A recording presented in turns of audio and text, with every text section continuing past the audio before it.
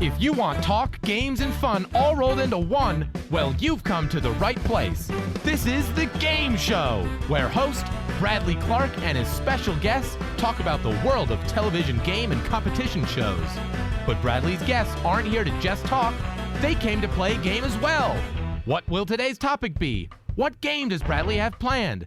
There's only one way to find out.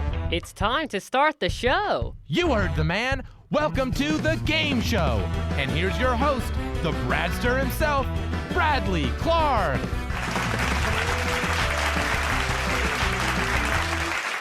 Austin Angelo, your voice is golden during every introduction. Thank you so much, my friend, and welcome everybody to another exciting episode of The Game Show, the talk show all about the world of television game and competition shows. I'm Bradley Clarke, the Bradster, and if you like The Amazing Race and you like Amazing Race trivia, this is the episode for you. If you recall, at the end of my 50th episode, I mentioned what was going to happen on episode number 55. Well, episode number 55 is here, and I don't like to break my promises, so I'm pleased to announce that this is the second ever Game Redemption episode. That's right, a former guest on the game show who unfortunately lost their game is returning back to the airwaves to try and collect a win by playing the same game that did them in last time. However, not only is my guest going to play their redemption game, but being the generous person that I am, I want to give my guest the chance to increase their winning percentage on the game show to 66.6%. So I have created a brand new game for them to play as well. You heard right, 2 Bradley Clarke original games in one episode. And it all starts right now. If you listened to episode 50, you already know the person I'm about to introduce, but I think he always deserves a proper introduction. So here it is.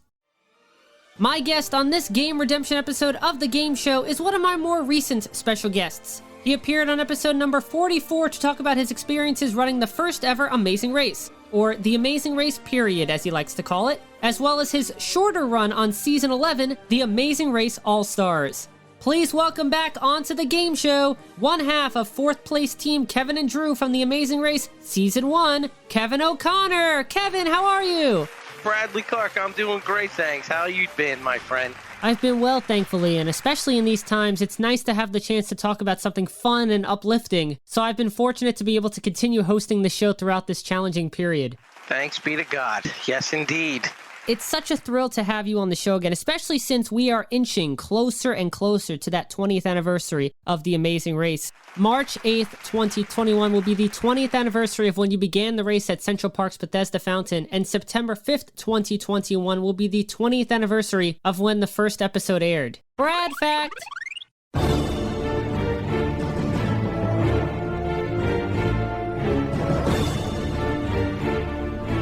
I'm standing high above the center of New York City. For generations, the crossroads of the world.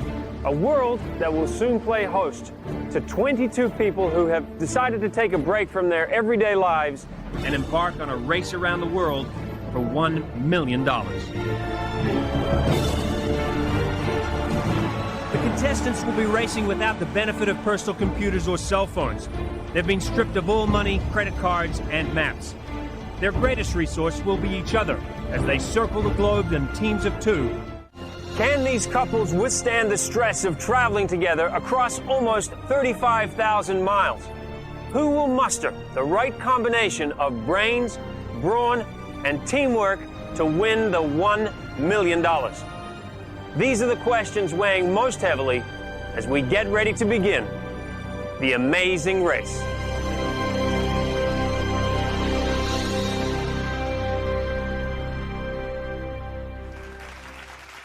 It is tremendously hard to believe. Every year the picture comes up in my Facebook memories and I go, I can't believe it's been X years. It's tough to grasp sometimes. And then I realize that my kids are 13 years old, which is equally hard to grasp. So there's been a lot of chatter amongst the folks from season 1 about getting together for the big 20-year anniversary. So hopefully I'll be able to join everybody on that auspicious occasion. We shall see. Are you planning on getting together physically or virtually? We're talking about physically getting together, and if it must be socially distanced, then so be it. If we have to wear face masks with Bert's picture on them or Phil's picture on them, then we'll do that. I think everybody's going to be very excited to see each other because it's just been so long. And I'm sure when you were at the starting line, you thought to yourself, 20 years from now, I'm going to be celebrating the anniversary of the Amazing Race on a radio show playing 2 Amazing Race trivia games. Am I right, Kevin, or am I right?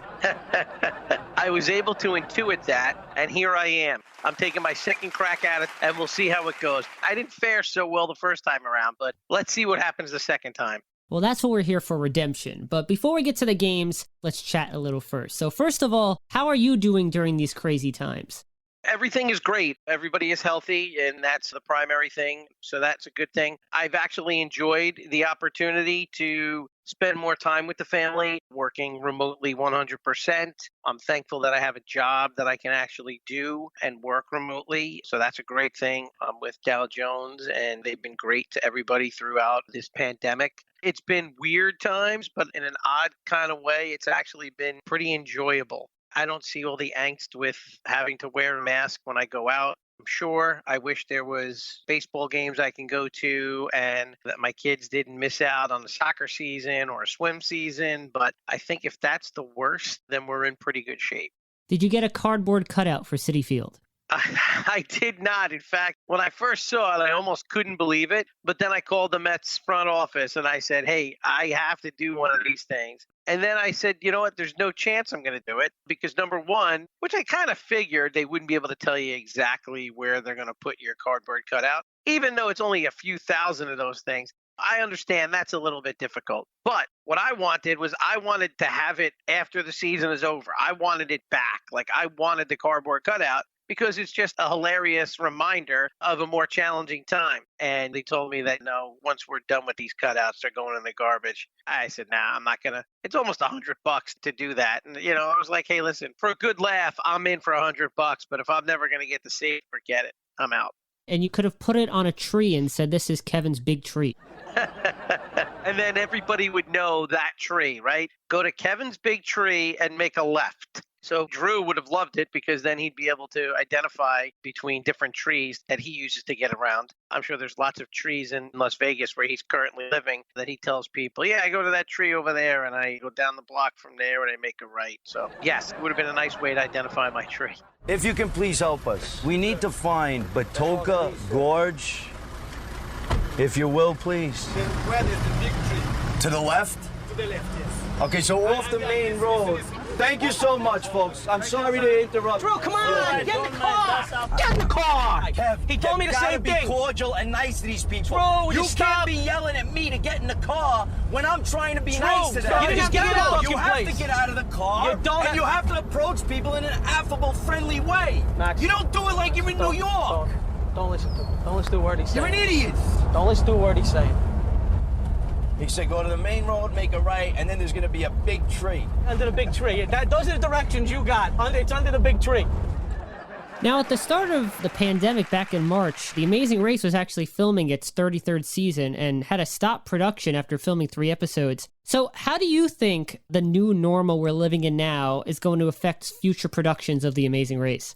It seems like a lot of other places around the world already have a good handle on this. And unfortunately, the United States was lagging behind for a little bit of time. I read different things from time to time and see that there's a spike here and there's a spike there. I think the calculus of all of this will be defined by when we've got a vaccine that works and not one that's just in a test phase, and when we really see only very rare instances of people being infected with the virus. Ultimately, it's just not worth it. If we have to miss a season or two of Amazing Race, then so be it, because God forbid someone were to get sick and really be in bad shape. It's just not worth it. I really feel for the people who were out on their season of the race and then were told halfway through, hey guys, listen, we have to pack it up. Things have just gotten really bad. That just had to be devastating to them. And I thought about, hey, what do they do? Do they actually pick it up right where they left off? Do they get everybody back to whatever country it was that they were in and have them start running from there? Or did they just scrap what they already have and start over? I guess it wouldn't be fair to the people who were doing good at the time that it was canceled. So they probably have to at least start with those folks and go from there. But I'm sure whatever it is, Bert's going to put a lot of good thought into it, and they'll come out with something that's entertaining and everybody will be thrilled. I think the biggest challenge will be the mask situation because there is so much running on the race and there's so much audio that needs to be picked up. So continually wearing masks on the race course could be very difficult. Yeah, you'd like to think that at some point the need for the mask will go away, even though I'm not bothered by it whatsoever. The idea of having to wear a mask for the rest of our lives, that's not something that anybody wants. So you'd like to think that at some point in time we're going to go away from the mask. My guess is that if the folks on race had to wear the mask, they'd figure out a way to do it because it's something that, you look at as a minor inconvenience and not a real big problem in terms of production or in terms of the competition. I mean, you see baseball players out there, they're wearing masks, some of them. I mean, I'm sure it's doable. It's going to be a little tougher to hear everybody, I guess. You have a lav mic, and that might get in the way. You might sound a little bit like Charlie Brown's teacher from time to time. But if that's the worst, then I think it'll still be okay because it allows you to compete. And that's the key, right? To be competing against one another and racing from point A to point B. I mean, that's the real deal. Well, as many longtime fans remember, the 8th season of The Amazing Race, which was The Amazing Race Family Edition, which you made a cameo appearance on, that took place predominantly in North and Central America and mostly in the United States.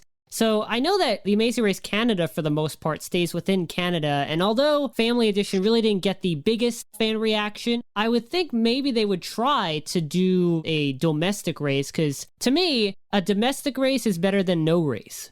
Yeah, I always thought that the family edition, as you mentioned, wasn't the most well received of the seasons. I think that it had great opportunity really to swell a little sense of patriotism. I remember there used to be commercials on TV regarding places to go to in the United States, and you don't have to go to the Caribbean, you don't have to go to Europe, you don't have to go to all these faraway places to have a really good time, to have great, beautiful sights to see. You can do all that right here in the United States. And so I think the idea was that they were going to show a little bit of some of the great sights here in the United States. Whether or not that came across that way, I don't know. But I do think that there's a possibility to put something together where you can really get people's interest. Now, I've never seen the Canadian version of Amazing Race. It would occur to me that given some of the elements and some of the natural setting of the Great White North, some of the things might be a little more challenging. I'm sure it's a little colder, probably got a lot more in the way of snow and mountains to deal with, maybe some aquatic adventures. There's lots of lakes to go to. So I'm sure they do a nice job with that. But you're right. Why couldn't we do something here domestically? But until we get this whole freaking thing straightened out, it doesn't matter where you go internationally or domestically. We still have to think about whether or not the benefit outweighs the risk. And I think if you plot the places that you want to go and the things that you want to put on TV, you could probably do a real bang-up job. You may not get that really exotic culture shock that you see when you go to places like Thailand or Malaysia or other Asian places, even in Italy, some of the European flair. You might miss a little bit of that, but I think that real fans of the show, they're not going to mind missing that and trading that for a little bit of good old USA. And as long as the competition is the same, you make it challenging for everybody to get from point A to point B. I think it comes across and it really holds up. You think about it, you send somebody to a national park. It's not like you got cabs going in and out of a national park. And so there could be a little bit more in the way of physical challenge in trying to plot a course. I think if you get away from some of the major metropolis, although it's great to see big cities, but I think people see those all the time, and focus in on some places that are off the beaten path. I think that that's probably a good way to deliver a competitive race, but something with some beautiful scenery, which has really been 30 some odd seasons now of Amazing Race. That's the formula. Season 32 of The Amazing Race, which was filmed from November 10th to December 3rd of 2018, finally aired on CBS during the 2020 fall schedule, despite a delayed starting air date and the longest gap between filming and airing a season in Amazing Race history. Brad fact. Now, Kevin, being that you were on the first race, you had a big secret to keep for the 8-month gap between when you finished filming and when you were eliminated on the third to last episode. But how tough would it be for you to have to keep a secret for over 2 years?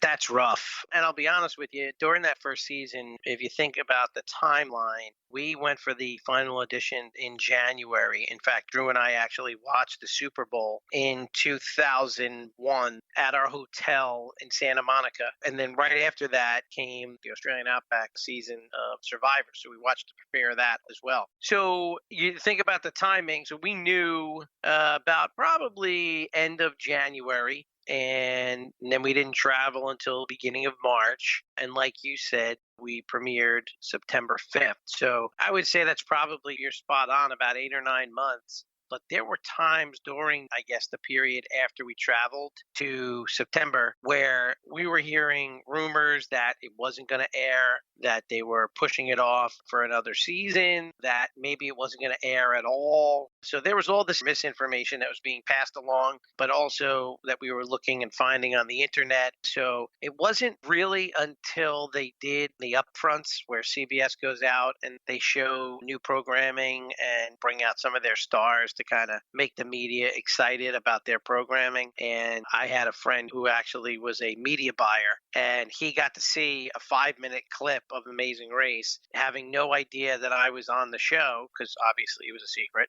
And he watched that clip and called me immediately after, like, I can't believe it. You were on TV and I saw you. So it was really a roller coaster. It was tough not to be able to tell my father or my brother or any of my friends. I left my job at Deloitte for the better part of 2 months. And all those people there, they had no idea why I left. Some friends of mine, they were betting, like, oh, that I was going to the Duke Fat Farm or that I was getting a sex change operation. But when I came back, people were very curious. And I just told them, hey, listen, I competed in this thing and you might get to see it on the Ocho, or, I tried playing it off. But yeah, I think that was the tougher part, was just get on TV. And I'm sure these folks are probably thinking the same thing, like, oh my God, we had this great experience. We want all our friends and family to see it. And now they're just waiting and waiting and waiting. And so that was really the toughest part. Not so much keeping the secret, but the waiting to see if at all it's going to be on TV.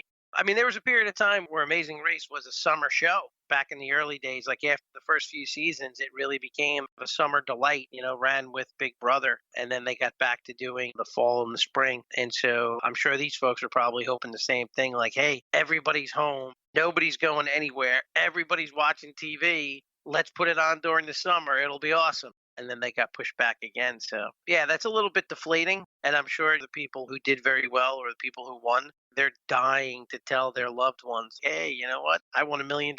So that's got to be wearing on them. But, it's like giving somebody a present, right, for Christmas. You buy somebody you care for quite a bit a really nice present. It's going to be a home run. And you're dying to give it to them, right? And they're dying to let people see what happened. I want to give you this present. I want you to see what I did while I was gone. And so it's got to be tough on them. Sadly, The Amazing Race has turned into a CBS filler show for the past few seasons and doesn't really get as much attention as Survivor and Big Brother. So being an OG Amazing Racer, Kevin, does it disappoint you that The Amazing Race is not as popular as Survivor and Big Brother anymore and has become sort of the overlooked CBS reality competition show? I'll tell you, in my opinion, I think Big Brother is a penultimate summer show. I mean, that is the absolute definition of filler. And while it's got great component online and people really watch the live feeds quite a bit, so it makes it kind of a cult favorite, I never thought of Big Brother being a little bit higher in the hierarchy at CBS. But 100% for sure, Amazing Race was always the redheaded stepchild to Survivor. I mean, it did have considerably better ratings, so you can't argue with it. But everything that they invested in marketing, everything that they did promotion-wise, everything that they did in terms of media exposure, it was all focused on Survivor. And, it's a unique concept, and people kind of grasped it and really hung on to it for a number of people. Still watch it to this very day. I mean, I just watched the show for the first time in maybe 18 years. The last real season that I watched was when Ethan won Africa. So that was the third one. So I watched the first 3 pretty religiously. And then after that, I just had no interest. Although the first All-Star season, when Amber won and it came down to Boston Rob and Amber, that one I watched as well. But we watched for the first time because my son somehow got interested in it. And he was telling me all about it. They're all winners, Dad. And sure enough, Boston Rob and Ethan are in there, and Amber. So I'm like, Dad, he knows these guys. These are his friends. And, we're going to root for them. And so we would talk to Boston Rob every now and again. And my son, that was his favorite. And he would just be like calling him Uncle Boston Rob.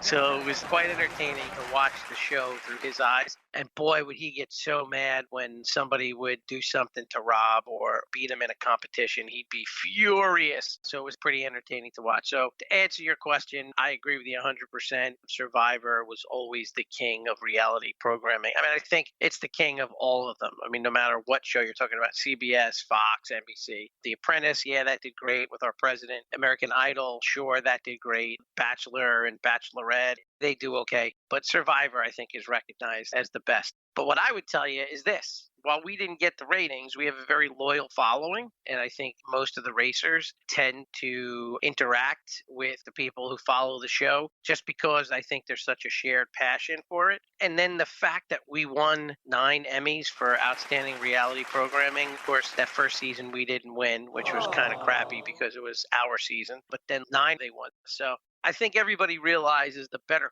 quality programming is Amazing Race. But in terms of the media exposure and the ratings and the CBS muscle behind the show, Survivor got all that attention. As you mentioned, Survivor recently celebrated its 40th season with Winners at War. But do you think The Amazing Race will make it to season 40? I'd like to think so, but it seems like it's really trickling in, especially the way this last lag has occurred. And so 8 more seasons could be very challenging for the team. I'd like to think that they can pull it off, but I don't know. We'll have to wait and see what comes in terms of racing and the challenges that racing around the world presents now in the post-COVID days. I think with the virus, you could probably stick people on an island after you keep them in a bubble for a little while. You could probably get away with doing that a lot easier. And so my guess is this might put a little hamper on production for Survivor, but I don't know that it'll shut it down. But as we've seen, Amazing Races had to shut down. So 8 seasons would be a lot, Bradley. I'd like to think they can do it, and I hope that Bert pulls it off. Well, I also hope that they do a retrospective for the 20th anniversary. They did one for Survivor. I'm hoping that CBS will do a Amazing Race 20th anniversary retrospective. You'd like to think, but again, CBS doesn't see this as a flagship show. So if they do it, then that would be super. But if they don't, I don't think it's going to matter to anybody because whereas Survivor's always been about, and this is where I'm going to get into trouble, Survivor's always been about look at me, and a lot of contrived activity on screen and a lot of drama that's completely unnecessary. Amazing Race has always been the blue collar, go to work, travel from point A to point B. If you're last place, then you're out. We all hug and we say goodbye and we move on to the next country. Whereas Survivor, it's just a constant going over. I can't believe he did that. And do you think he's going to do this? And it's just, oh, God, you just bang your head against the wall. So I think that's the kind of thing that they like to play up, a lot of individuality. It's more of a team thing for Amazing Race. And so it may not be as impressive in retrospective, but I think for their fans, for the really loyal following that Amazing Race has, I think that would be a nice thing to do. Since I now know that your kids watched Survivor Winners at War, do your kids binge watch seasons of The Amazing Race? Kids roll their eyes every time somebody says Amazing Race. They're like, oh God, here we go. Dad's going to tell all the stories. So it's still great when people want to talk about the race or realize, oh my God, I watched you guys that long ago. So all that stuff, it's fantastic. I still have so much fun talking about it. But yeah, I think my kids have a little bit of race slash at this point. They've seen the episodes of my season, and I think that they're fine with that.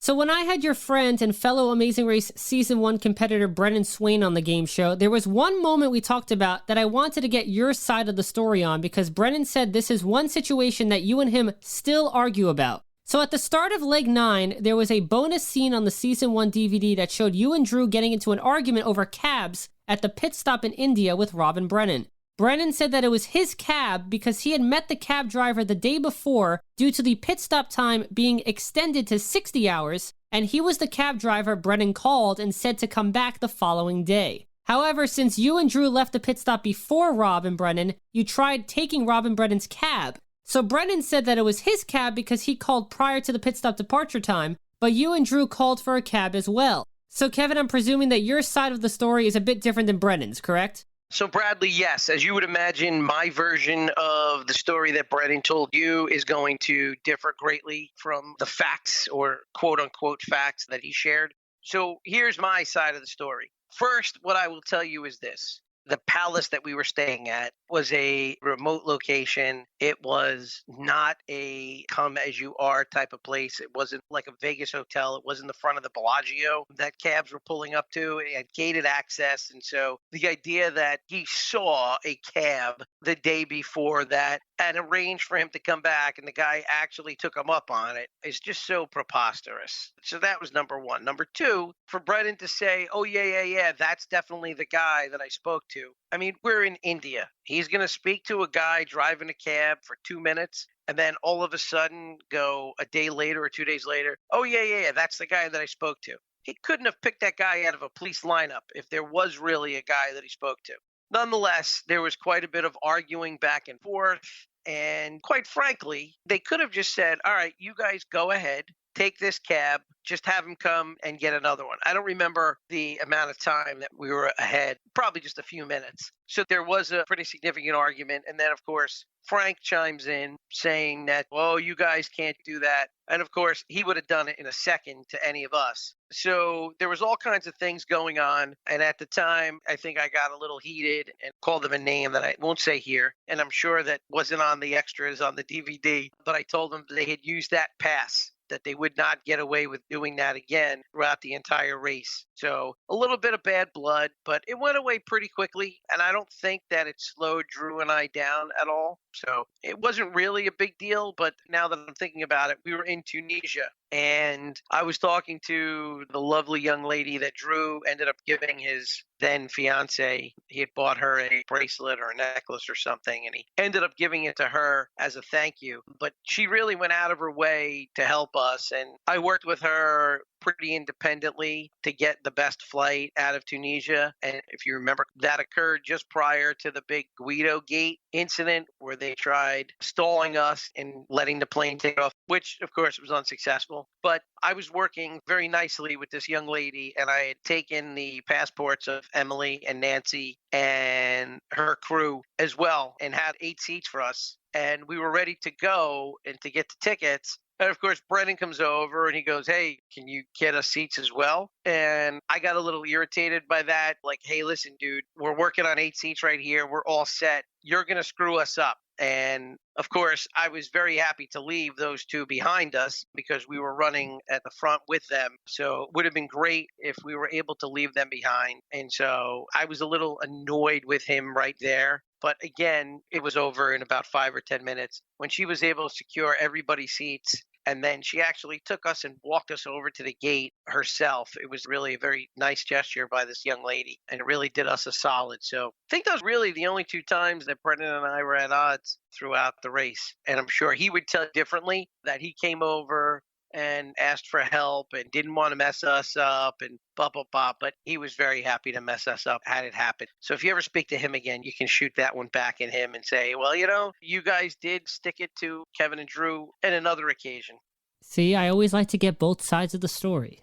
And I'm assuming he was a little more emphatic that he was right in India. I don't know if the Tunisia story came up, but ultimately it led to us being slowed down by a strike. But that's okay. We were all together at least. And of course, the evil Guidos escaped and got to the destination before we did. I still don't know why a lot of people think that the early seasons are boring. I think the early seasons have some of the greatest moments in the history of the race. I think because when people say like, oh, I don't watch the old ones, they're so boring. I mean, they were completely different. There wasn't all these crazy rules. Maybe the production wasn't as slick. Things were a little bit slower in terms of the clues and maybe a little bit more focused on the backdrop and less so on the activities that we performed. But I agree with you. Again, we were the Amazing Race, period. Not season 1, not version 1.0. We were the Amazing Race, period. Everybody else is Amazing Race, comma, season something. So that's like saying the first Rocky isn't a good one, or the first Jaws isn't the best one, or Star Wars isn't the best of that series. So I think you always look at the original and go, yeah, this is really a good one. Are you still a constant viewer of The Amazing Race?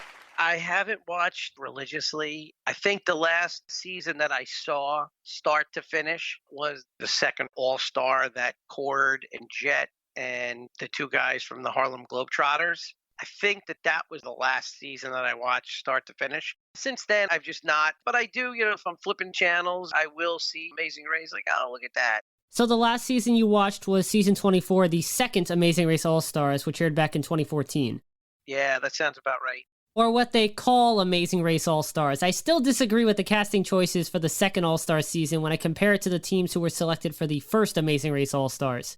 I think with the later versions of the All-Star format, I think that the casting trended towards teams that were popular or had a gimmick. So you had the Cowboys, Cord and Jet, you have the Harlem Globetrotter guys, and you have to have a good mix of really good hard-nosed racers and those ones that people want to see on TV just because it's exciting. I think they might have trended a little bit more towards the people that they just wanted to see and didn't make for great racers. So thinking about how they cast those later seasons of the All-Star format, it's a difficult job for them because I think you've got a good mix of people who viewers want to see, and then you've got a lot of hard-nosed racer types that really didn't make for great TV. So it's a tough selection process. With some of those later seasons, I think they trended towards the folks that viewers wanted to see, and maybe they weren't as competitive. So that could come across as not as all-starry, if you will. But I sympathize with the people who do the casting because with 32 seasons in the can, they've now seen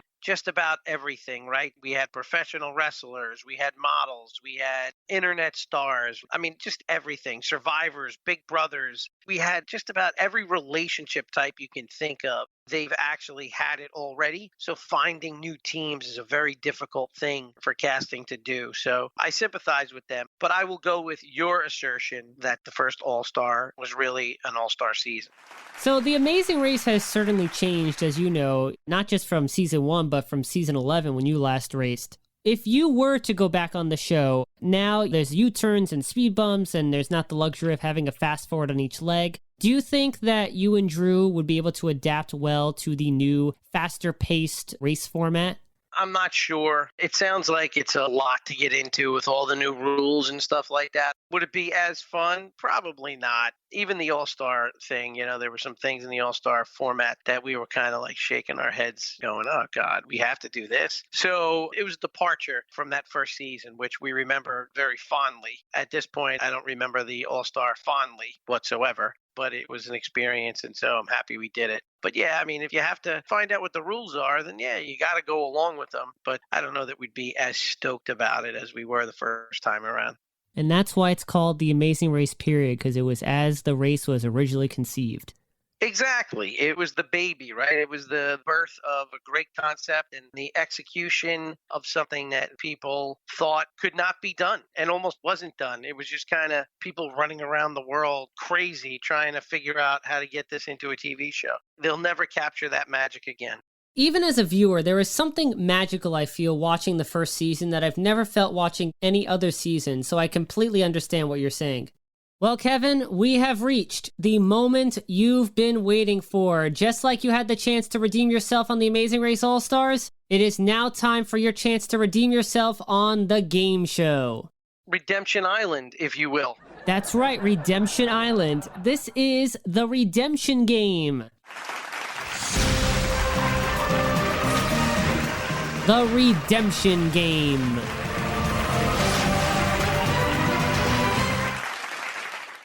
Now, Kevin, last time you were on the game show, you mentioned that Brennan would do extremely well if he played Race Route Recap, and you were absolutely right. When Brennan came on the show, he only missed one question. So not only do you have a chance to redeem yourself, but now you have a chance to equal Brennan by winning the game as well. So without further ado, it's time to once again play Race Route Recap. Race Route Recap. And once again, the background music for Race Route Recap will be Toto's hit song, Africa. So as a reminder, here's how the game works. In front of me are the names of the 9 Amazing Race destinations you traveled to during Season 1 of The Amazing Race. And those were the United States, South Africa, Zambia, France, Tunisia, Italy, India, Thailand, and China. Now, each destination corresponds to a multiple-choice Amazing Race trivia question. However, although these questions are related to the destinations on the first race, the questions themselves aren't necessarily about the first race, because they can be about any aspect from the history of the Amazing Race that are associated with the Season 1 destinations. Now, you're going to answer the questions in route order from question 1 about the United States all the way to question 9 about China. And Kevin, if you can answer 5 out of the 9 questions correctly, you will cross the finish line first, be deemed a winner, and crown your redemption moment as a success. Excellent. But just like last time, after getting 2 correct answers, you will receive a fast forward, which means if you hear a question you don't know the answer to, you can use that fast forward and automatically receive the correct answer point to that question. And just in case some of the listeners didn't hear your first attempt at race route recap, the reason why Kevin gets his fast forward after his second correct answer is because on the real Amazing Race, Kevin and Drew won the fast forward on leg 3, so I think it's only appropriate that Kevin earns his race route recap fast forward when he has the possibility of getting his third correct answer with its use. So Kevin, Brennan may have beaten you on the Season 1 Amazing Race, but are you ready to try to equal his race route recap performance? I am indeed, Bradley. Bring it on. Then let's play Race Route Recap. Remember, 5 out of 9 correct to win, and here comes your first question, which is about the United States. At the Season 15 starting line, for the first time in Amazing Race history, an elimination occurred as Eric and Lisa did not complete the opening challenge. This starting line elimination challenge was centered around which of these items? Was it A, license plates, B, paper airplanes, or C, umbrellas? I'm going to go with paper airplanes. Are you locking that in? I'm locking it in. It's actually license plates. Ah. Teams had to search a wall of over 1,000 license plates for one of only 11 from the Shinagawa district of Tokyo, their first destination. The team who was unable to find a license plate would be eliminated. Brad fact! That's only question 1. We still got plenty more questions to go. Here comes your South Africa question. While performing the Tunnels Detour option in Johannesburg, South Africa during the 5th leg of Season 7, who famously fell in the caves, causing them to get stitches to heal a bloody, badly cut head? Is it A, Gretchen from Meredith and Gretchen, B, Kelly of Ron and Kelly, or C, Dina of Ray and Dina? I don't think it was Dina. I'm going to go with Gretchen. Locking that in? Locking it in. Well, I am pleased to tell you that is correct. Very good. So you have 1 correct answer, and you need 4 more to go, and if you get this next question correct, you will earn the fast forward.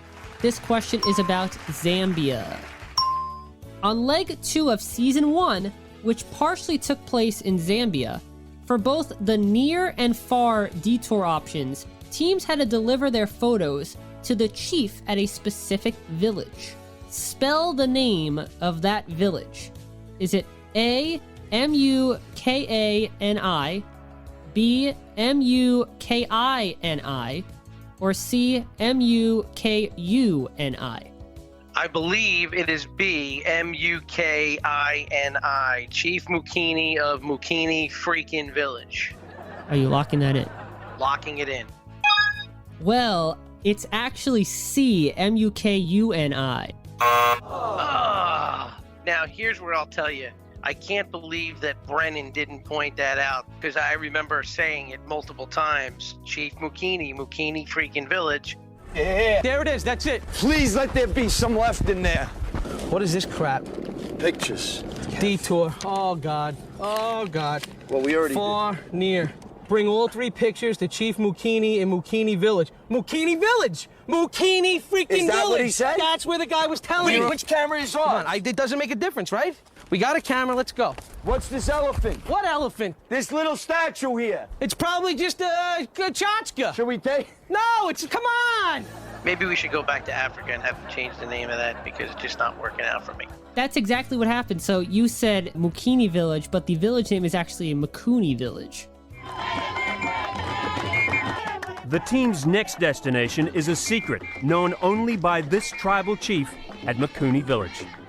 Yep, that is exactly right. I remember it very well. We were there and we were putzing around and we were doing the second day's activity on day 1 in Africa. And that's why I said we were there, Chief Mukini freaking village. And so I said, we know exactly where to go. All right, not a good spelling exercise for me here. Well, don't worry, I'm not the best speller either, so don't feel too bad. So next we're going to go with the France question. And again, if you get this right, you will get the fast forward. During the Leg 5 detour option Trenches in Season 16, teams had to travel through French World War I trenches to try and decipher a Morse code message. The message read, "We will blank, vive la France." What word belongs in the blank to complete the message? Is it conquer, prevail, or survive? So it's "we will blank, vive la France." Is it "we will conquer," "we will prevail," or "we will survive"? I believe it was "we will prevail." Are you locking that in? Locking it in. Well, you will prevail with this question because that is right. Nice. And that means you have earned the fast forward. Move us along, Bradley. Move us along.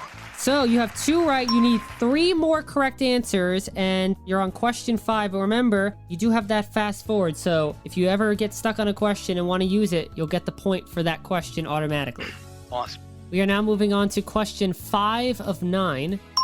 Here is your Tunisia question. On a map of Africa, you'll notice that the country of Tunisia is located in between the countries of Algeria and Libya.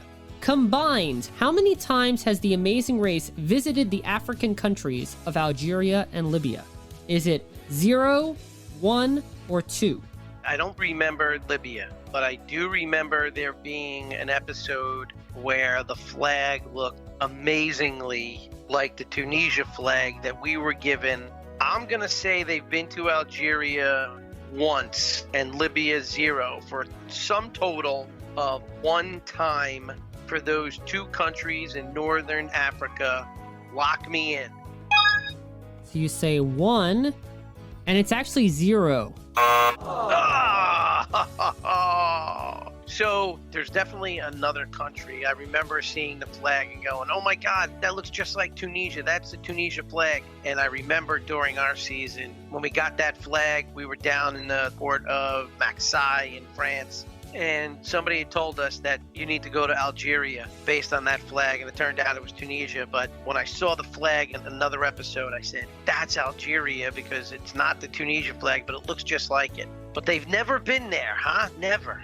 You might be thinking of the country of Turkey because the Amazing Race visited there once in Season 7, and Tunisia and Turkey have a similar looking flag. Brad fact! Maybe that was it.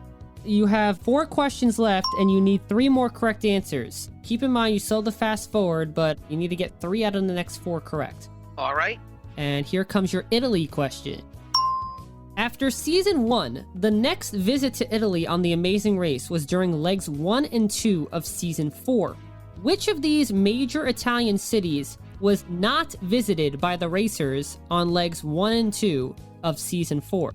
Is it Milan, Florence, or Venice?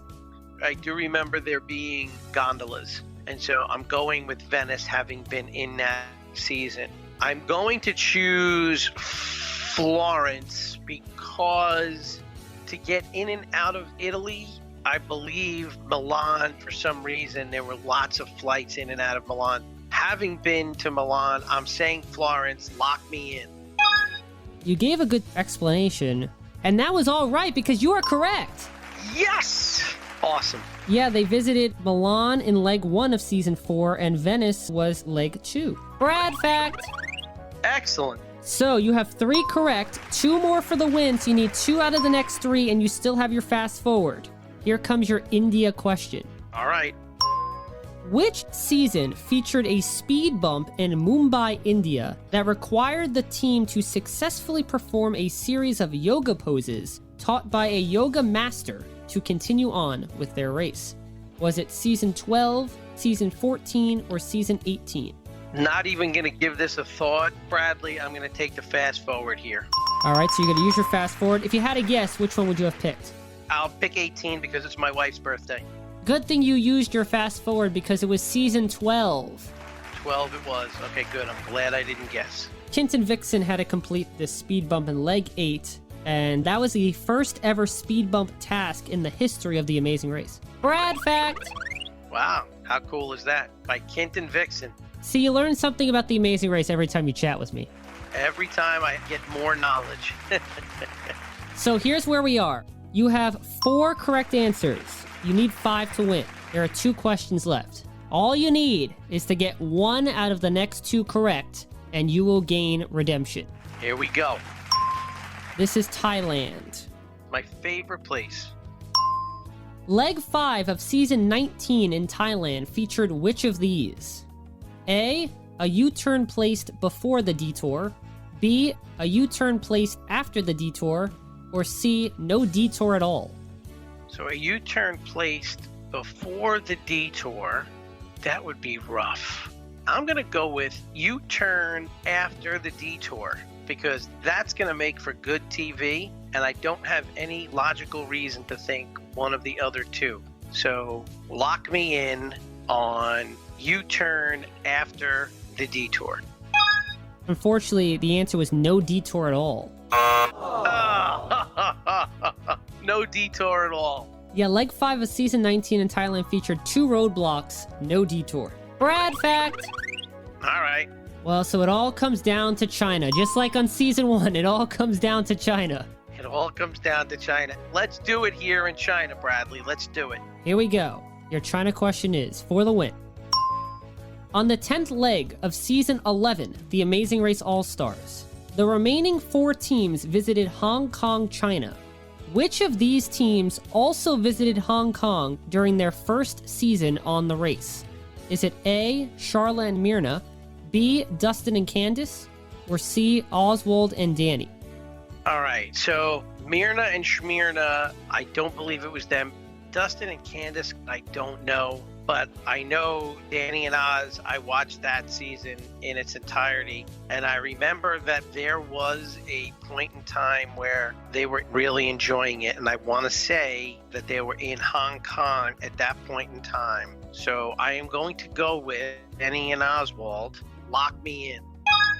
You couldn't make this any more suspenseful. This is the last question, and if you get it right, you win and gain redemption. Unfortunately, you said you weren't too familiar with the destinations Dustin and Candice visited on their previous season, but you didn't need that information because Oswald and Danny is the correct answer! Woo-hoo-hoo! All right, China it is. I love China all of a sudden.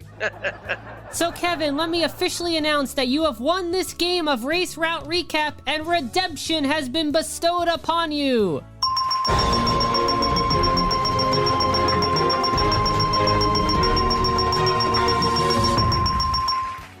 I have freed myself from Redemption Island. I'm back in the game, Bradley. I can't wait to tell Brennan now. Although he's going to say, yeah, but I only got 1 wrong. Then I'm going to say, you know what? It doesn't make a difference. It's like passing a test with 100 when all you need is a 75. I'm very happy to be where I am right now. And no matter the stats on the questions themselves, you are now equivalent with Brennan in terms of Race Route Recap wins. So congratulations, Kevin. Great news. That was a lot of fun. Good questions. Well, I'm so glad you enjoyed my Amazing Race trivia questions, Kevin. And that was your redemption game, Race Route Recap. Race Route Recap. But Kevin, your journey on this game redemption episode of the game show is not over just yet because I've got another Amazing Race themed Bradley Clarke original game ready for you to play. It's time for your brand new game.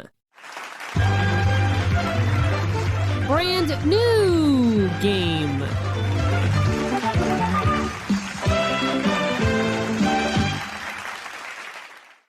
Now, Race Route Recap was a game based around Season 1 of The Amazing Race, so I thought it would only be fair for your brand new game to be based around the second race you competed on, Season 11, The Amazing Race All-Stars. It's time to play a game I like to call Before They Were All-Stars.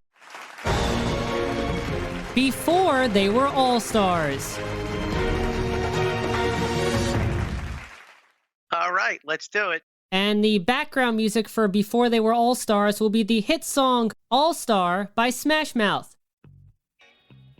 So here's how this one works. In front of me are 12 numbered cards, each of which contains a statement about one of the 11 teams that competed on Season 11, The Amazing Race All-Stars. Now you'll pick a number, I'll read the statement, and all you have to do is tell me which team that statement corresponds to. Kevin, if you can answer 7 out of the 12 statements correctly, you will win this game. And not only that, you will gain another form of redemption by redeeming yourself from your early Amazing Race All-Stars elimination.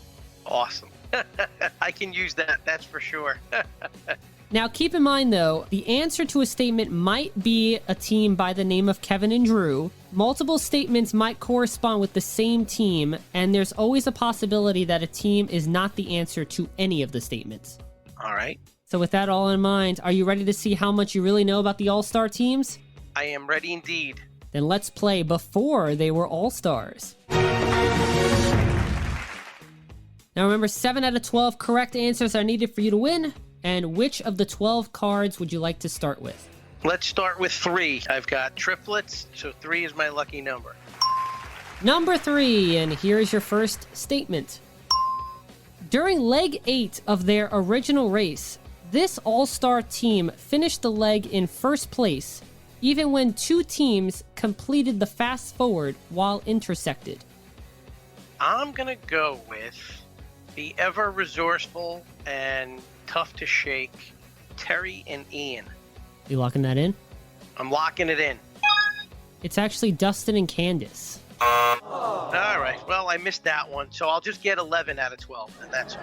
Exactly. You don't want to embarrass anyone else who might play this game in the near future by getting every question correct. I get it. Exactly. Which number next? Let's do number 8 for my birthday. Number 8. For the final roadblock on their original race, one member of this all-star team had to spin the faces of animals on a totem pole to chronologically arrange when they encountered those animals along the race course. Oh, I remember this. I believe it was David and Mary, or Team Kentucky, whatever you want to call them. I'm going to lock in David and Mary. Well, I wish you said Terry and Ian for this statement instead of the last one, because it's Terry and Ian. It was Terry and Ian, huh? I remember them working on that thing. Gosh, time has flown right by, 32 seasons. All right, so Terry and Ian, again, tough to shake, very resourceful. So now you're going to get 10 answers correct. Only 10 it is, so let's choose number 10. All right, and here's the statement behind number 10. This all-star team was the first team to start the final leg of the race with no money and no possessions to their name because of a non-elimination leg penalty. I remember this as well.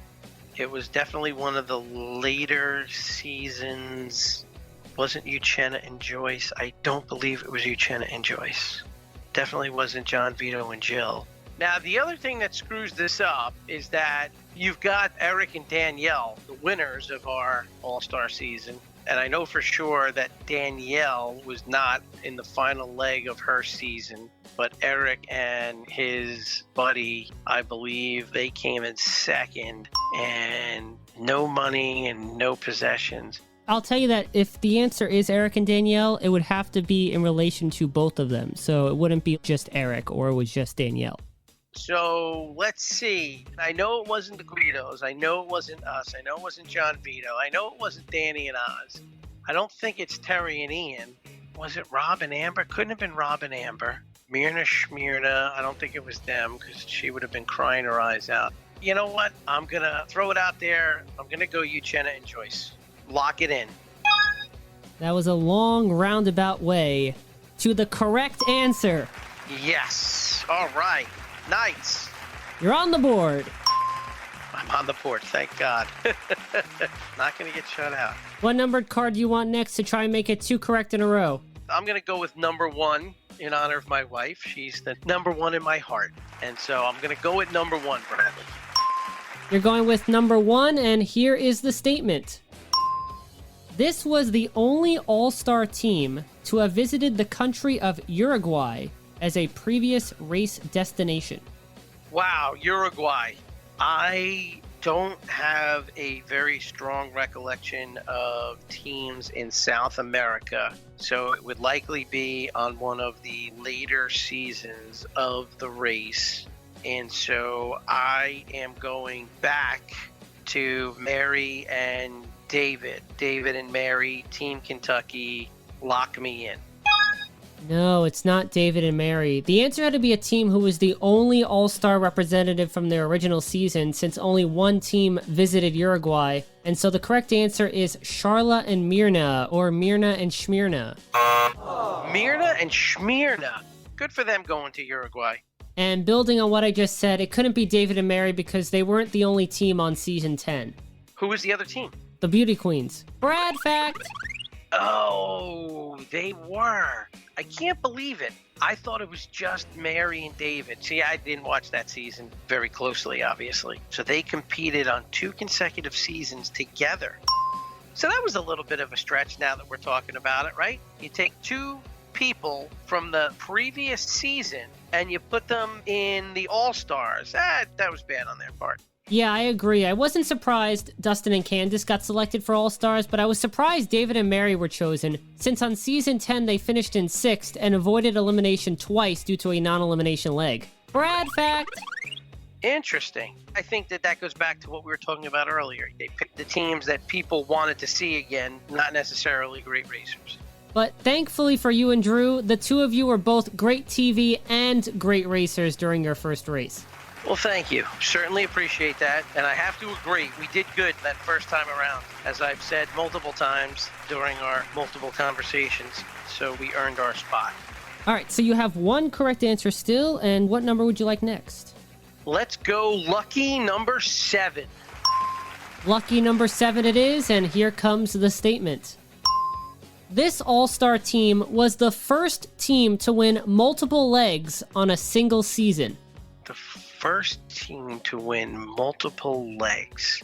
I'm going to say Kevin and Drew, because I don't think that the Guidos won 2 before us, and we definitely won 2. We had to fast forward, and then we came in first after. And the Guidos, I don't even remember if the Guidos came in first multiple times, because Frank and Margarita came in multiple times, Brennan and Rob came in multiple times. I'm going to go with Kevin and Drew. Lock me in. Well, at least you're confident in thinking you were the first team to win multiple legs on a single season. But the statistics show that you actually were the first team to win multiple legs on a single season. Kevin and Drew is correct. Woohoo! Very nice. I love that clue. That's an awesome clue. Well, I'm glad you liked it. And by the way, you won leg 3 with the fast forward, as well as legs 5 and 8 during the Amazing Race period. Brad fact. Awesome. What number next? You have 2 correct answers. Let's go number 5. And with 5 more correct answers needed to win, here is the statement behind number 5. Not including Eric's leg 1 first place finish during season 9, this all-star team had the earliest leg first place pit stop finish on their previous race. This reeks of Rob and Amber. I'm going to go with Rob and Amber. Lock me in. Well, not only does it reek of Rob and Amber, it is Rob and Amber. You're right. There we go. They came in first on the first leg? They came in first on the second leg. Brad fact. On the second leg, okay. Yeah, I remember it was very early. I was in disbelief because I was telling him the whole time, I'm like, dude, this is going to be you guys just sitting around complaining, figuring out how to get coconut milk. You're actually going to have to do stuff. And he was giving me about it as well, that he could run circles around us. And then when he came in first, I was like, oh, God, I can't believe it. Was that during All-Stars or when Rob competed on season 7? No, before he went on season 7, I was giving him the business. First of all, I was mortified that they were letting survivors on our show. And then second, I was giving him the business, how it's just easy to sit around all day and complain about being hungry and building a hut. Like, you actually have to be smart and travel. And, he told me it was going to be a breeze. And sure enough, he came in first on that second leg. So I'm guessing you knew Rob from the reality world before you two competed against each other on the Amazing Race All-Stars? Yes, indeed. In fact, there's a great picture of Rob and me and Drew on our website, and it was in New York, and it was right after his season. In fact, I think it was the finale, the one that CBS did in Central Park. Yeah, the Survivor Marquesas finale was filmed in Central Park. Brad fact! It was. Okay, there you go. So there's a picture of us there, and that's when I got to know him. So we were all very friendly, and actually he and I traveled to Nebraska together to do an event at a camp for children with AIDS. And it was a great event, but we got to hang out and got to be good friends. Still talk pretty regularly to this day. He's a funny guy. So you were racing against at least one friend in Rob during All-Stars. Yes, in fact, when they showed the boats going to that island off of Miami where the starting line was, we were in the boat with Rob and Amber, and it was the first time that we had the opportunity to talk at that point. Like, we'd seen each other in the hotel, we were in all the pre-production meetings and stuff like that, but we weren't allowed to socialize. So when we got in that boat, that was the first time that we actually were able to talk to each other.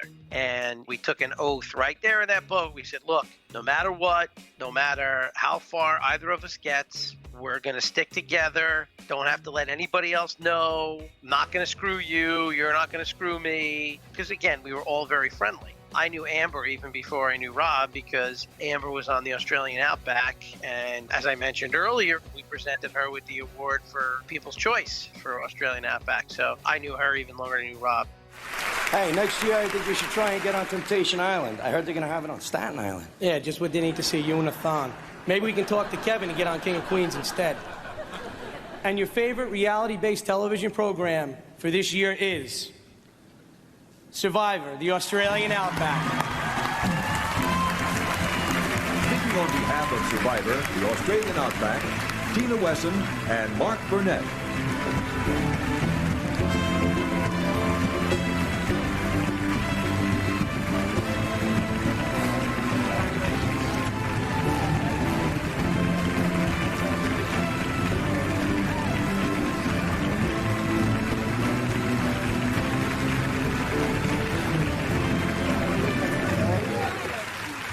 First of all, it's critical to thank those viewers, the people who gave us this award, our incredible production team, CBS for continuing to allow us to make this game, which we love so much, and to our incredible winner, Tina Wesson. Tina? Thank you. Thank you all so much. You know, it was because of each and every one of you tuning in on your TVs on Thursday night and stopping your lives to watch our show that each of us has been allowed a magical year of wonder. It's been absolutely unbelievable, and we all thank you so much. We also would like to thank our families who so sacrificially let us leave our responsibilities at home and go try to survive in the outback and have an adventure of our own. We'd like to thank them, and thank you, Mark, for choosing us out of 50,000 people to go have the adventure of a lifetime. Thank you.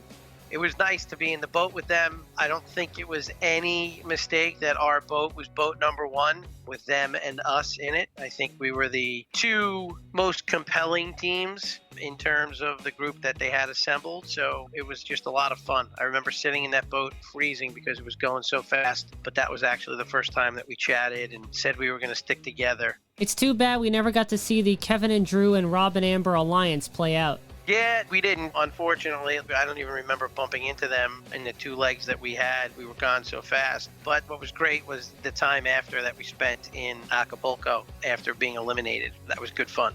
So you have 3 correct answers, 6 questions left. You need 4 out of the 6 to win. And which numbered card do you want next, Kevin? Let's go with number 2. Number 2 it is, and here is your statement. This all-star team won a fast forward in the country of Kuwait during their first race. Kuwait.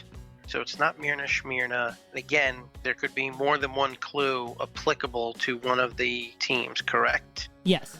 So I could theoretically go with Terry and Ian here if I needed. I've chosen David and Mary a couple of times, and I'm 0 for 2 on David and Mary. They say the third time is the charm. I don't believe it was Danny and Oz. I know it wasn't Guido's. I already used Uchenna and Joyce. I used Boston Rob. Is there another team that I'm not thinking of? I don't think so. So, all right. I'm going to go with David and Mary. Lock me in. Third time being the charm. Well, usually third time's the charm. Thankfully, that usually applies here. It is David and Mary. Woohoo! All right. Look at this. I'm making a stunning comeback here. Yeah, David and Mary had to approach a simulated oil fire to receive the fast forward in a clue box near the fire, all while wearing protective gear and using a flame retardant shield. And that was in Amazing Race 10. Brad fact! Wow, that's hot. Pardon the pun. You have 4 correct answers, 3 to go. What number next? Let's go with number 6. And here is the clue. On their first race, this all-star team was eliminated the leg after they won the fast forward, meaning they went from first to worst. Yes, they did go from first to worst. I think I remember talking about this in Acapulco, and I want to say that team is Jill and John Vito. I'm going to go with them. Lock me in. It is John Vito and Jill. Very nice. Yeah, John Vito and Jill in season 3 won the fast forward in leg 9, but were eliminated in leg 10. Brad fact, 5 down, 2 more to go. And you still have 4 questions. Which number next? You have 4, 9, 11, and 12. 4. All right, this is to get your 6th correct answer. After narrowly escaping elimination, one member of this all-star team recited a quote by Winston Churchill at the pit stop. I'm pretty sure I know who this is. And I will challenge you on this question after I give you the correct answer. But I believe the answer is Joe and Bill, season 1, Evil Team Guido, Lock Me In. Well, I, of course, accept your challenge. It is Joe and Bill. So here's the challenge. If you go back and you look at what Joe tried to get out, it vaguely resembled the Winston Churchill quote. And so we actually had a lot of laughs over that because the way that he was so emphatic about delivering that speech. And then when we got eliminated, I just happened to be reading something about Buddha and people saying, hey, you know what? You got your quote almost exactly right. And Joe just like stumbled and bumbled through that quote. And I don't know what the quote is verbatim, but it's something like, never, ever, ever give up. Don't stop. And Joe did a terrible job with that quote. It was awful. I think he did actually say something about Winston Churchill. Go. Run.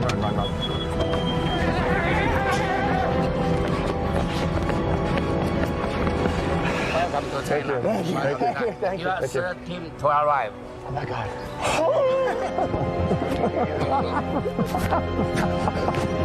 Yes.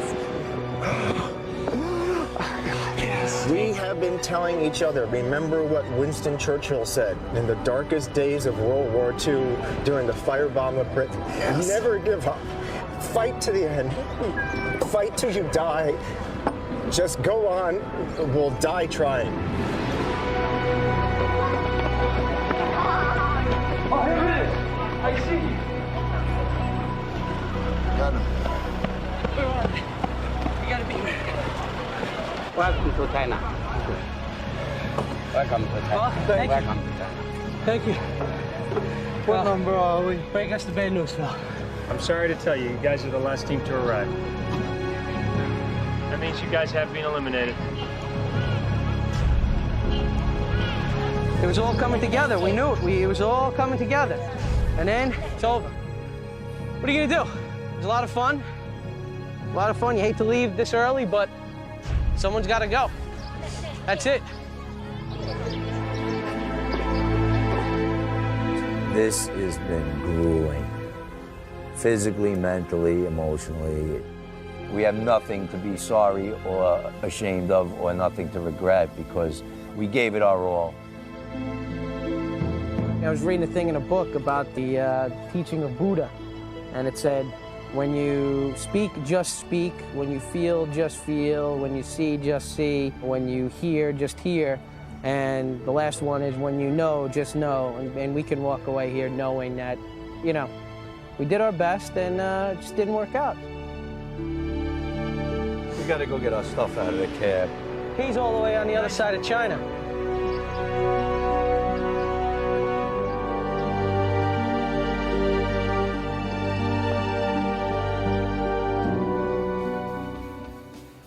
So I'm glad I got it right, Bradley. That's the only thing that matters, that I got it right. He didn't get it right, but I did. And not only that, you now have 6 correct answers, which means one more you win, and you have 3 questions left. So all you need is 1 out of 3. Wow, 1 out of 3. All right, and I have 9, 11, or 12 to go, correct? Yep.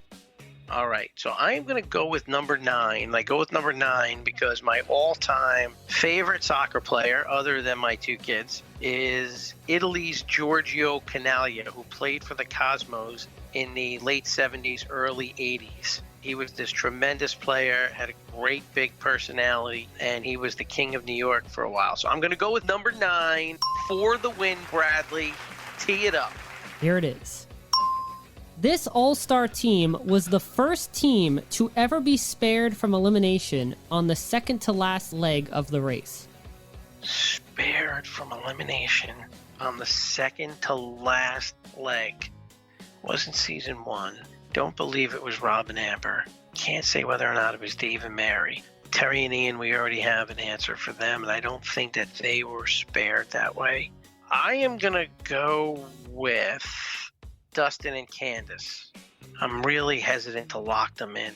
You know what? No, I'm not going to go with Dustin and Candace. I'm going to go with Myrna and Shmyrna. Lock me in, please. Believe it or not, it wasn't season 1. It was Joe and Bill again. It was. I was there when they got spared, right? We were in Thailand. We were on the beach in Thailand. Joe and Bill did get spared at Pai Plong Beach in Thailand, but this clue is in reference to when Joe and Bill finished last during leg 12 of 13 in Alaska, but it was a non-elimination leg. Brad fact. Oh, in Alaska. Yeah, okay. Yep, you are correct, sir. You are correct. So I wasn't there. And yes, they did get spared. And then shortly thereafter, they got the horrible news that they did not make it to the finish line and to pack up their stuff and come home. We were actually in the hotel awaiting them to come. So we had the finish line. Rob and Brennan win. We go back to the hotel. We have this great dinner. We have this big social event. And Joe and Bill aren't there. And somebody from production goes, hey, we have to go get Joe and Bill from the airport. Does anybody want to go and kind of greet them? And Drew and I were like, yeah, you know what? We'll go. We'll do it. So I think it was us and a couple others. We jumped on a bus. They took us out there. We met them at the airport. So even after all the bulk that they pulled on our season, it was kind of the way that it ended for them. I mean, at that point in time, we were all like, hey, look at that. That's what you get. But we didn't want them to feel terrible. So everybody went out and we met them at the airport. It was nice. I think they were just so exhausted. Everybody was so exhausted at that point. We just wanted to go to bed. But at least we got out to visit them and to give them somewhat of a greeting. So, Kevin, you still need one more correct answer, and numbers 11 and 12 remain. Which one are you picking next? Dangerously close here. Let's go with 11. Let's see what happens. And here's the statement. Of all the all-star teams, this is the only team to have won a fast forward on their original season, in which the fast forward was part of a double-length leg. So that would have to be some of the later seasons. Now you got me thinking here, Bradley. I don't think it was David and Mary, but was it the Beauty Queens? I'm going to go with Dustin and Candace. Lock me in. No, it's not Dustin and Candace. It was Uchenna and Joyce. Damn it. That one I just don't recall whatsoever. God bless them. But it was a little bit later, and that was the Rob and Amber season, right? Yeah, so they won the fast forward during the second half of leg 8 on season 7 in India. Brad fact. So, once again, Kevin, the difference between winning and losing the game comes down to the last possible moment. We have reached the final statement, card number 12. Comes down to the last one, number 12. Let's see what we got. The lucky dozen.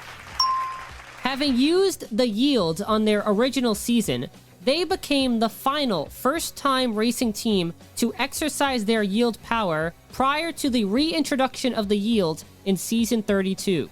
So again, this has to be later on.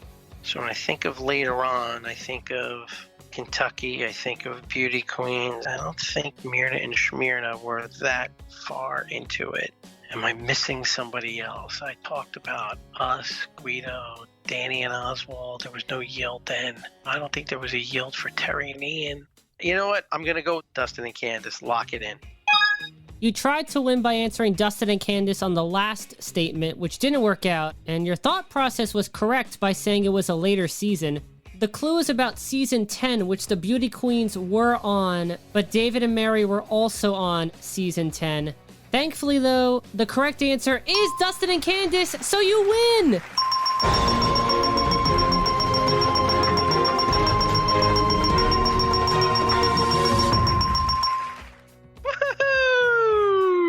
Oh, look at that. What a stunning comeback again. Oh, fantastic. I feel completely vindicated. Correct me if I'm wrong. Am I the first champion of this game?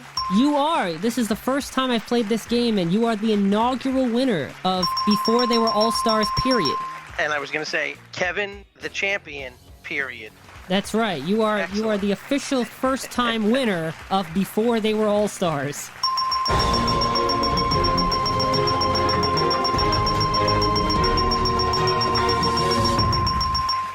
Oh, that's awesome. That is awesome. That was a great game, Bradley. Thanks for putting that together. I appreciate it. And look at it this way. Even Brennan can't win this game because I wouldn't play with him since he wasn't on All-Stars. So you will always have a leg up on Brennan for this game. You don't know how much that just made my night. I can't wait for him to hear that one. That's great. And that was your brand new game, Before They Were All-Stars. Before They Were All-Stars. Well, Kevin, this has been an absolute joy to have you not only once, but to have you twice on the game show. So thank you so much for taking the time to join me on this game redemption episode. And thank you, Bradley. It's really been a lot of fun. I enjoyed our first go-round. I enjoyed this one just as much, and I actually showed up on a couple of games this time. And Bradley, you're fantastic. You make this a lot of fun for us.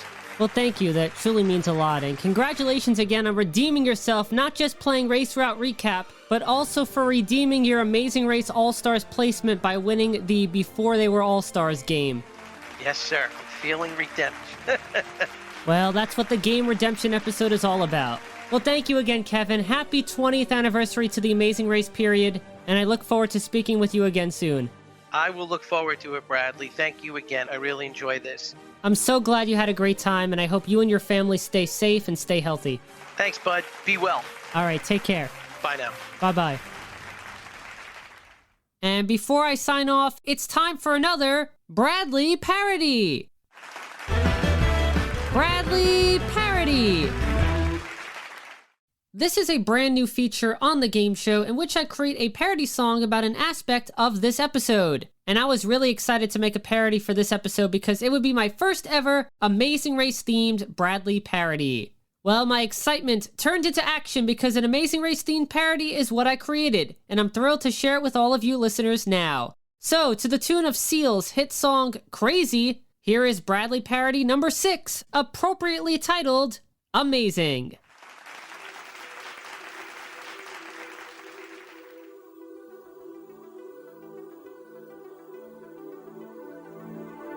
In 2001, the race begun at Central Park's Bethesda Fountain.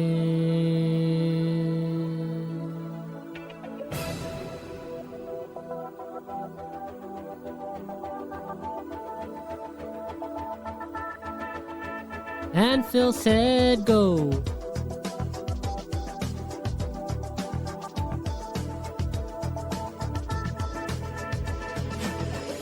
"11 teams racing around the world, to countries far from home, with challenges unknown. One wins $1 million, ending leg 13.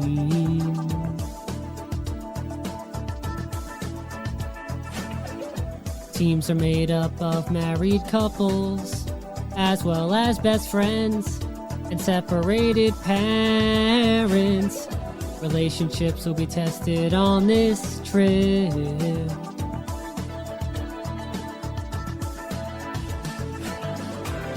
But even though the race is going to be exhausting, it's gonna be amazing. But even though the race is going to be challenging, it's gonna be amazing. Yellow and white markers guide the teams to the clue envelopes containing route info. Or you might go for the fast forward. Go get it, but you can only use it once. And when a roadblock appears on the course, only one team member can perform the task. Don't be last to arrive at the pit stop.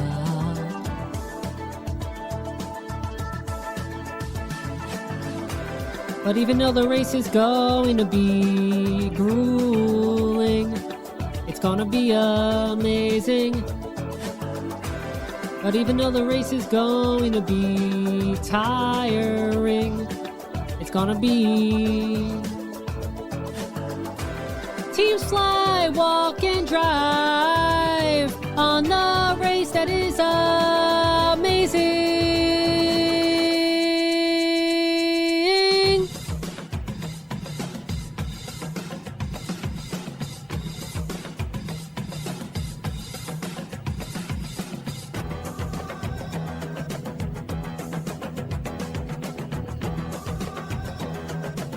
Amazing!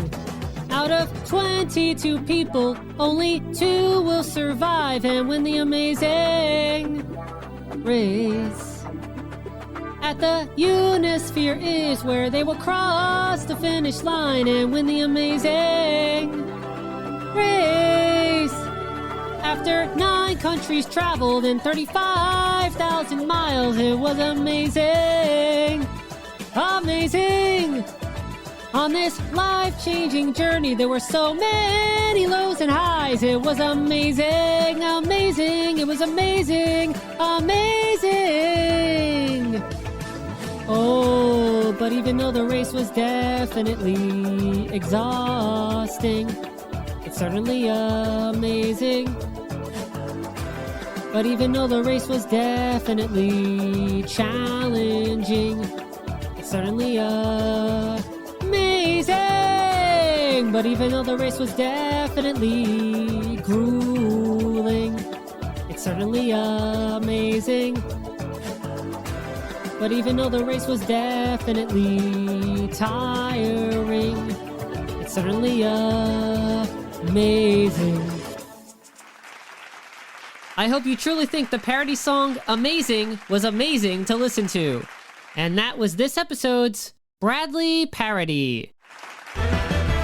Bradley Parody!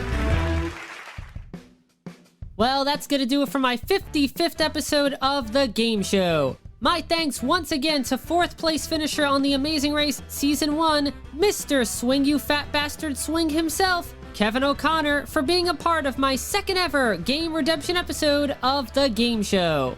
Swing, you fat bastard, swing! I'm happy to say that in the 2 Game Redemption episodes so far, my guests are a perfect 4 for 4 in terms of game wins. Both Kevin O'Connor and Rossi Morielli, my first Game Redemption episode guest, won their redemption games and their brand new games. But can my returning guests go 6 for 6 and keep up the winning percentage of 100%? Well, you'll have to wait until episode number 60 to find out, when Jeff Tarson, Hofstra University television professor and $7,500 winner on the television game show Debt back in 1997, gets his shot at redemption on the 3rd ever Game Redemption episode of The Game Show. Now, if you would like to re-listen to Rossi Morielli's Game Redemption episode or listen to Kevin O'Connor's original appearance on The Game Show, all you have to do is log on to www.soundcloud.com/Bradley_Clarke, that's BRADLEY_CLARKE/sets/The Game Show. That's www.soundcloud.com/Bradley_Clarke, that's BRADLEY_CLARKE/sets/The Game Show. In addition, The Game Show is now on YouTube. That's right, you can listen to all episodes, game segments, Bradley parodies, and more by going on to The Game Show's YouTube channel. And if you're a loyal friend and true, please remember to like and subscribe. Plus, don't forget to like The Game Show starring Bradley Clarke on Facebook and follow The Game Show starring Bradley Clarke on Twitter using the handle @TheGameShowBC and hashtag #TheGameShow. And of course, be sure to tune in next time for another exciting episode of The Talk Show, all about the world of television game and competition shows, The Game Show. I'm Bradley Clarke, the Bradster, and I've got to go chow down on some beetle larvae, squid, and chicken feet. This should be fun. Bye for now. All of the Amazing Race cuts, sounds, and music used during this episode of The Game Show are courtesy of the CBS television network. This edition of The Game Show was created and produced by Bradley Clarke. This is Austin Angelo speaking.